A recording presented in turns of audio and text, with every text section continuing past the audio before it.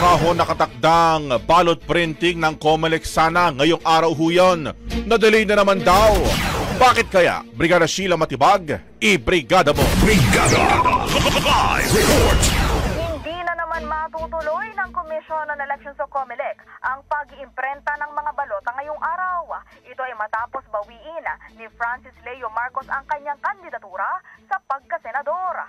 Ayon kay COMELEC Chairman George Garcia, hindi mangyayari ang printing ngayong araw dahil babaguhin na naman ang database at magsiserialize ulit.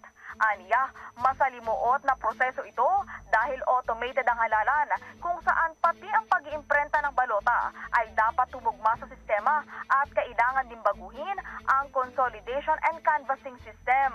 Matapos ang pag-withdraw ni Marcos, nanawagan ngayon ang poll body sa lahat ng mga aspirants na kung sakaling magdedesisyon na bawiin ang kandidatura, sana'y magawa nila ito hanggang mamayang tanghali. In the heart of changing lives, ito si Brigada Sheila Matibag ng 105.1 Brigada News FM Manila, The Music and News Authority. Ang bahaging ito ay hatid sa atin ng Maxan Mangosteen Santone Coffee. Max Healthy, Max Sarap.